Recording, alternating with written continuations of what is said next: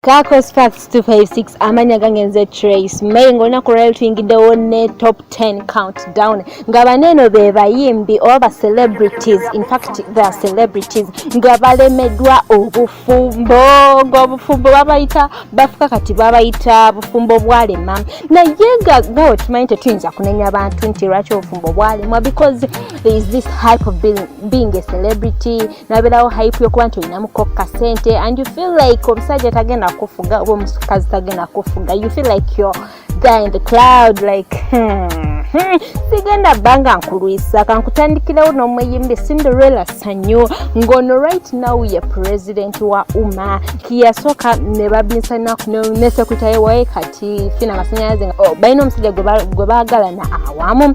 ono yali amanyikiddwa erinnya lya Ken naye ng'ebintu tebyagenda n'abasajja bumanya kati ngeri gy'okyanga aba celebrities abakazi naye all in all babimala naye era nga yasoka ayina omuzungu gwe yayagalako n'amuzalamu abaana omuwala kati alina emyaka 10 naye era nga nawe tebyagenda bulungi nakola n'okukyala awo kati ate yateekako okukyala okulala that means relationship ya Cindy eri awo kitegerekeka bulungi naye nga all in all tumusabira relationship empya gye yafunye mukama amukwatireko kubanga abamu I think beetaaga kudduwa oba beetaaga kukusabira ku rosary sapudi like Bikira Maria abagireke neema kubanga balina okuwangala mu bufumbo kale kankogereyo mu namba 9 tulinamu omukyala ow'eddoboozi nga ye Juliana Kanyomozi onani atamumanyi bannange adetinze abasajja abalina ssente abasajja abalungi since she is a princess naye ebintu bineeno tebimanyiimu princess tebimanyiimu kuyimba bugogofu relationship ya Juliana naye baddawo up and down nga teri stable naye n'abeetaawo tujjukire nti bambi mukazi gwattu yafiirwako omwana so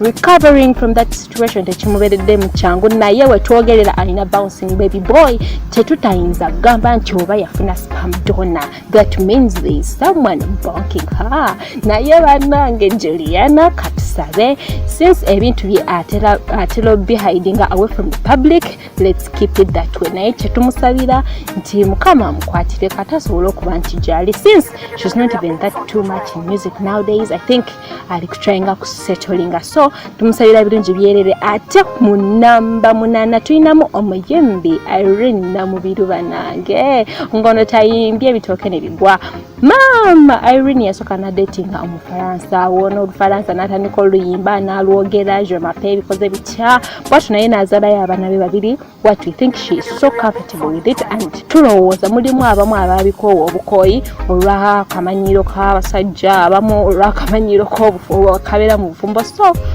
obufumbo si bwangu when you enter into it you have to be very patient very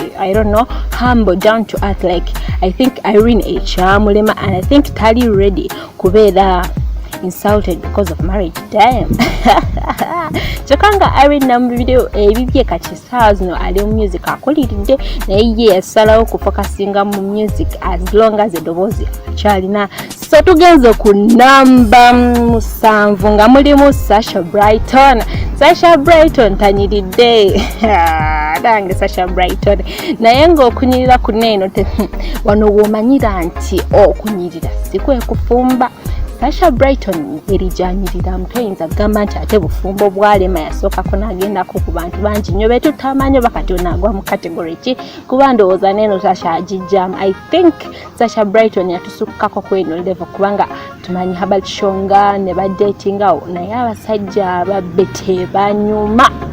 Sasha Brighton omusajja wamubba bubbe so tosobola kuwangala mu relationship ngeyo linda omuntu oleka ate kubba abantu b'abandi Sasha Brighton naye ali awo bwato naye oliro tumusabira twamulabakawo ne palaso nga Yesu diye bamayanja nga si bangu tugenze ku Stasha Mayanja ndowooza namwe mubimanyi bannange Stasha yanju ddala sagere tukyabala nava kono nadda oba neddiini y'Obuisiraamu yava ku kukkiriza abasajja okubeera n'abakazi bali kati n'abakazi bakkiriza okwanjula abasajja bonna baagala ekyo sinakitegeera abasiraamu wandibadde munzibirako Stasha Mayanja yabeerako n'omusajja gwe yazaalamu abaana be n'abeerayo kati ninayanjula kakati tetumanyi oba producer we yakwata mu mbaza station. Zari Hassan ngono mumanyidde kwagala abagagga era ng'akifunyeemu mukazi anyira ata ne mother 5 naye tabafaanana naye nga relationships zirya waliwo ne gwe yakafubutula awo ng'abadde amukolerako bunyama nga talina kyamugattako kumbi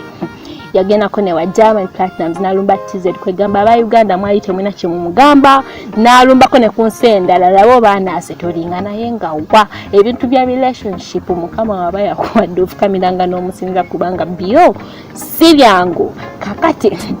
nawe nagambye tetuli only ku celebrities like musicians tuli ku bantu ng'omanyi olina akakwate ku industry mwe muli n'omuwala gwe bayita Zahara Toto abaddeyo era nga ye tolina kyomugamba as long as olina ssente weziggwawo I think oba tolina kyokyayongerako omulimu gwe guba guwedde era ye akikuutiza n'agamba I only need money when you have money we are good to go so oba tolina ssente Zahara Toto mulabe edduka. So yeah, I think yazaala abaana be and she's contented so she's there to make money nakwagala balina ssente tolina kyongana and I support her kubanga omuntu atalina ssente tabeereka naye so netuddebuko ku basajja omuli Kenzo Edrisa Musuuza kaana kambata ngono naye atabadde naye abamu atabalira mu silent yava ku mukyala eyazaala ka first born keke bayita Kamaya nagendako ne kurema namakula kati emukite wakinga on well kati ayina omulala gwali naye mbu yaliko vaccine ebiseera ebyo emabegabega abantu mu luzunza naye social media mwewumuzeeko naye nga Kenzo ebibye bisibyangu oba akyanoonya oba yafuna oba ali contented oba alirako eyo mu bumoli tetukitegera butegeezi naye wandibadde osetolinga kubanga kati weetaaga omuntu anaakuza bammaya.